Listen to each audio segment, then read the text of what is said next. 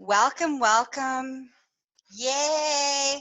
Boom, chicka, wow, wow. Welcome to the show. Another episode of My Orgasmic Life, sponsored and brought to you by Tickle.life. I'm your hostess, Gaia Morrissette. If you don't know who I am, I'm a holistic sexual wellness specialist, a BDSM wellness specialist, a trauma recovery expert, as well as a pro dominatrix and a high priestess. So today's show is Tuesday after Valentine's Day, okay? So we're going to drop into Valentine's Day. We're going to have some honest conversations about what happened on Valentine's Day and over the Valentine weekend and, you know, the horror. How do we deal with the drama that happened over Valentine's? All right. So here we go. So often, what happens is there's this lead up, there's this expectation within relationships that on Valentine's Day, this is supposed to be an explosion of showing the people in your life, the person, depending on what kind of relationship style you have, either the person that you're in love with or the people that you're in love with, how important they are to you. But it's supposed to be on these big romantic gestures. And so there's this ideology that we're supposed to, like, you know, we have cards and flowers and romance, and this is supposed to be the thing that happens. Now, for most relationships that don't have a really good, healthy, fully expressive love experience throughout the year, Valentine's Day is like, there's a lot of pressure, huge amounts of pressure. And so what ends up happening, and everybody who's following me and watching me live, thanks for the loves and the thumbs up. I love you all. Mwah. All right, so where was I? Oh, the pressure. Oh my God, the pressure. And so you create what this means. So if your partner doesn't meet this big romantic gesture, whatever that might be, because for the most part, you probably haven't talked about what those romantic gestures are and what is it that makes you feel loved. It's all about this whole idea of, like, what makes me feel loved, that you're taking the time to express how you love me by doing this big thing, instead of looking at it as, okay, well, what if I showed you how much I loved you every day in many different ways, not just by buying flowers or taking you out for dinner, but also by saying, I appreciate you every day. I love you. I admire you. How can I support the person that you are? You know, going out of your way to do things that are uncomfortable and may not be the thing that is really your thing, but, you know, in a way to show that your partner, that you love them. There's different kinds of love languages, and I think this is a really important. There's different kinds of love languages, and I'm gonna, in the show notes, I'm gonna actually put some links to, like, so you can really start to understand if you've never heard of love languages, that these love languages are key ingredients to showing and experiencing and receiving love. And when you're on the same page, and you're on the same page all year round, not just one day of the year, but all year round, that day, this Valentine's Day, just becomes this really great space to be like, hey, let's just celebrate us. Let's celebrate our interactions. Let's celebrate how important you are to one another. And again, it's really interesting that from a societal standpoint, there's this, you know, and I try to use non-binary language, but in this case, I'm going to use binary language because this is a very much binary, not a binary issue, but a gender issue of behavior. Okay, so of what we've been taught. So often, not all, but often, women have this expectation that it's the male's role, if you're in a relationship with a male, that it is their responsibility to make you feel loved. It is their responsibility to take you out, to wine and dine you, to make you feel special. And that if they fail, if they don't do this for you, that you have a right to be angry about it. And I'm going to call you out on that, because if you're in a relationship with somebody, it's everybody's role to make sure that everybody feels special and everybody feel loved, right? It's not one person's responsibility, whether that's the male in the role, the female in the role, the the non-binary in the role, whoever you're in a relationship, is everybody. Everybody that's in those relationships, whether it's two or more, everybody is responsible for showing and expressing, giving and receiving love. And when we set up this dynamic that there's an expectation that somebody, that's their job and that they have to do that, and I just get to receive it. And then when they fail, because they will fail, they'll always fail, because there's nothing that they can do. There's nothing, no matter how well they planned it, no matter what they did, isn't going to be good enough for you. Because deep down inside, there's a bigger issue here around what it means to be feeling loved. How you aren't getting your needs met throughout the year because you aren't communicating and asking for what love really is, and understanding what your love languages are. And there's 5 healthy love languages, and there's a bunch of unhealthy love languages. Like stalking is an unhealthy love language. That's a conversation for another show, all right? But I really want everybody to take a moment and let's evaluate, how did you move into Valentine's Day? Did you feel like you had to have a date? If you were single, did you feel a lot of expectations and a lot of pressure that you were a loser because you weren't in a relationship? Like, what came up for you if you were single? If you were in a relationship leading up to Valentine's Day, how much anxiety and pressure happened? When you had Valentine's Day, how much a disappointment and anger happened? And now that we are, after the Valentine's weekend and we're sitting in, a couple days after the fact, are you still angry? Are you still hurt? Are you still frustrated? Are you still annoyed that everything that you did wasn't good enough, no matter which role you were playing in this little dance? And if the answer to those is that it was, other than just looking at, oh, here's a great day for me to celebrate our relationship, and however we decide that's going to best celebrate that relationship, that's what it's all about, and that's all that it's about. If that wasn't a beautiful thing for you, there's some other shit in your relationships that you need to look at. And I lovingly invite you to come hang out with me.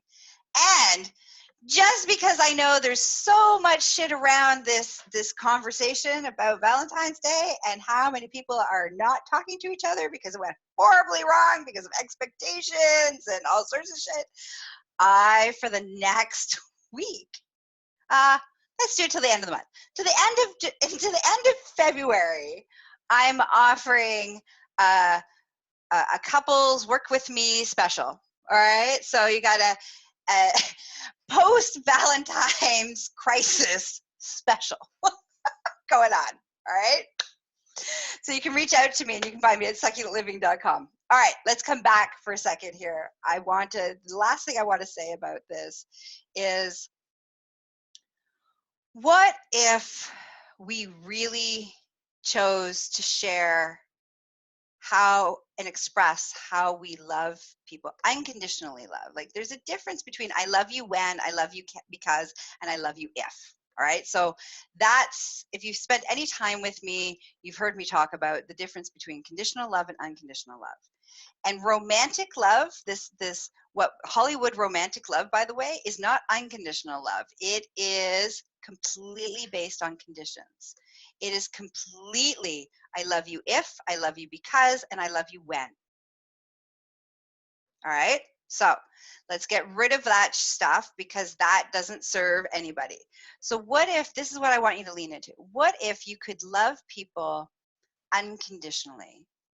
And loving somebody unconditionally was to actually show them the way that they receive love in their way. So here's a great example. My partner, well, one of my partners, because I live an ethical non-monogamous lifestyle. So one of my partners in particular, one of the ways that I share that I love him is I do his dishes.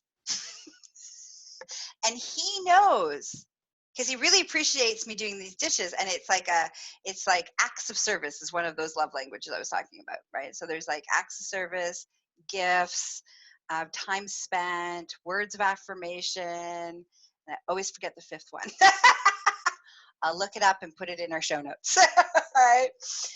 And so for him, me actually doing an act of service, which is doing the dishes, makes him know that I like totally am in love with him. So every time I do these dishes, he's like, wow, she so loves me, because I fucking hate dishes. I like doing dishes. I hate dishes. So if I'm doing his dishes, it's because it's one of the ways in which he really registers that I love him. One of the things that my love language, the other one is touch. I forgot that one. One of the ways in which I receive love is words of affirmation. I love words. I love words that, talk sweet to me, talk dirty to me, just talk to me.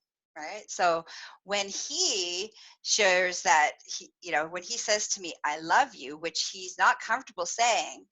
So really, it's not a comfortable thing for him, but he knows how much I appreciate that.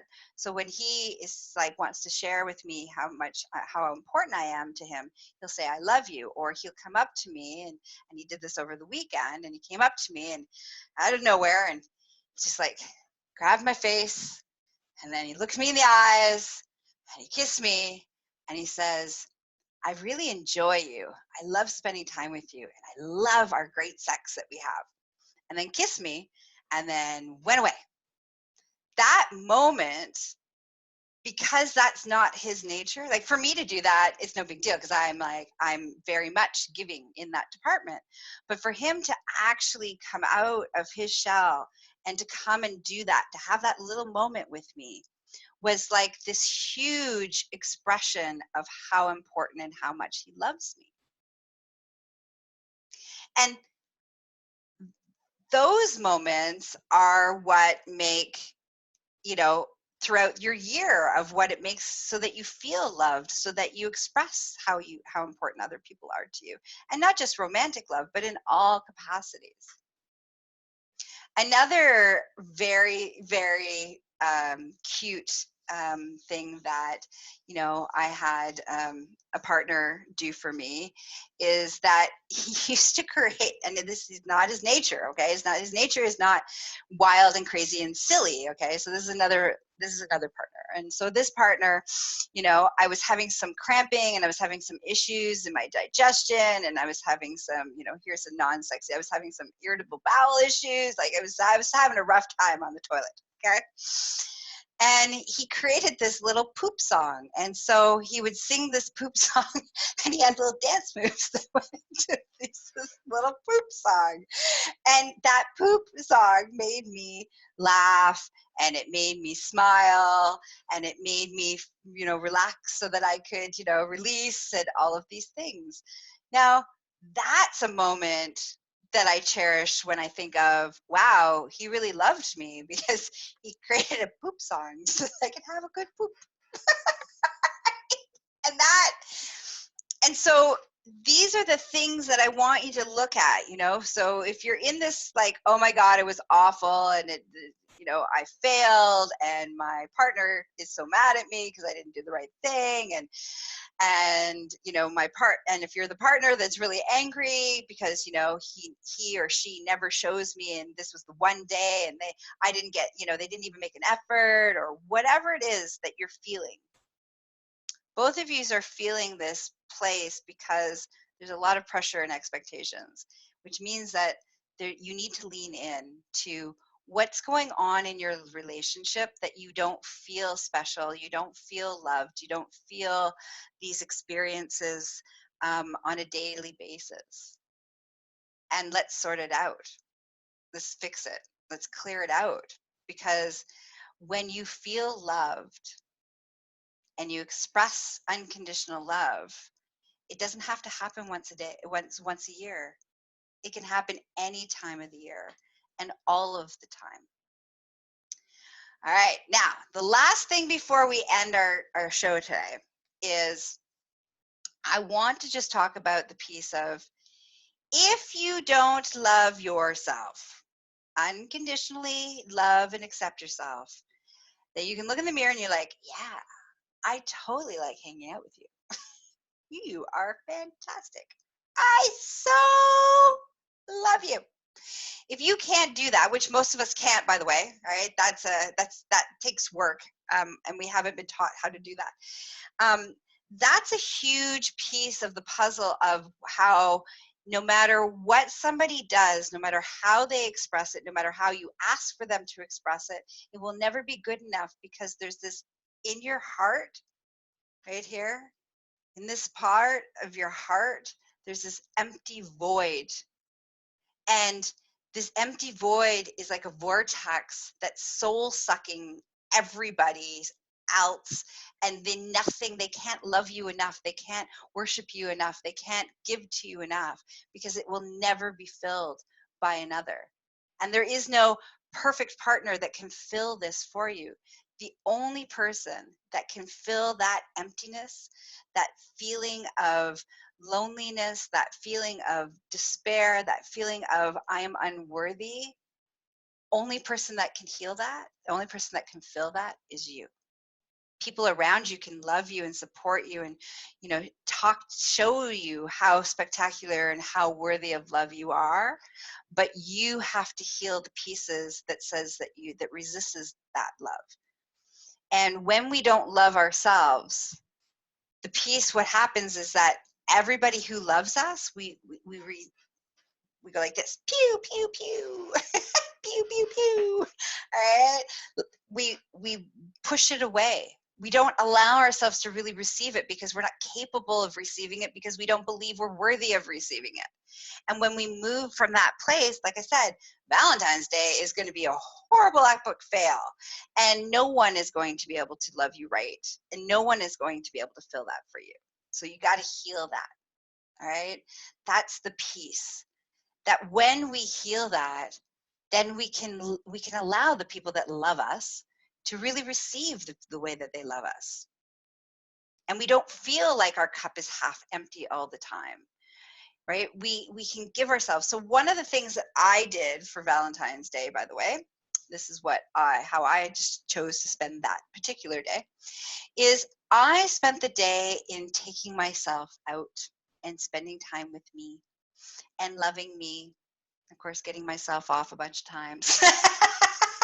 Self-love all the way around. I got myself some yummy food, and I made myself some yummy food, and I found, I was watching some of my favorite TV shows, and I gave myself, this beautiful day of doing nothing. And that's what I wanted. I wanted to do nothing. I didn't want to spend time with anybody. I didn't want to see anybody. I didn't want to have to engage with anybody, because I spend a lot of time out in the world. And I took myself on this hot, sexy, sensual day of doing everything that I wanted for me. And because I did that, I then went and spent time with, my one of my partners, and I spent this great weekend and engaging and interacting and loving and celebrating our relationship and all the fucking fantastic things about our relationship, and laughing and talking and fucking and watching awesome TV and talking philosophy and all these amazing things that are part of why I very much, love spending time with him. And we got to spend this really amazing time together. But that's only because I gave and I fed to myself first so that I could actually receive that. And then I could also not just receive it, but it's also about giving it. And that's the last thing I want to leave you with, is that when it comes to love, unconditional love, remember, the difference is conditional love is I love you when, I love you because, and I love you if. Unconditional love is I just love you, man.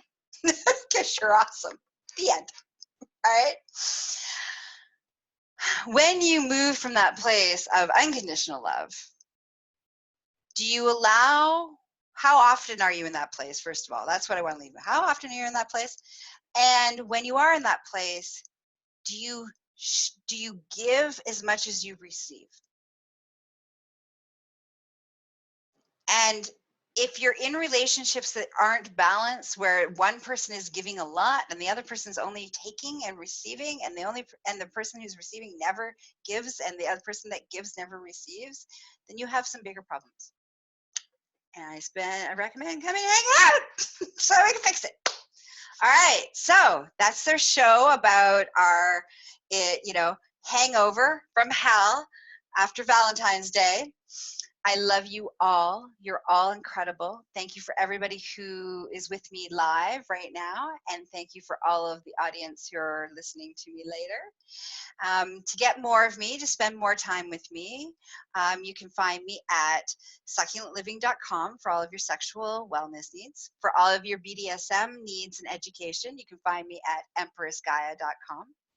Don't forget to follow, subscribe, listen to the podcast, this podcast, My Orgasmic Life. I also now have an app that you can download for your phone from Google Playlist, My Orgasmic Life, so you never miss me. I'm always with you wherever you are.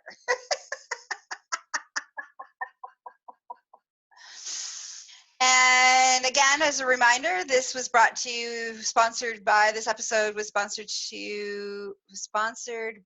ticklelife, which is an incredible hub of sexual collaborators and all things that you want to learn, sexual education and wellness. So check it out, tickle.life.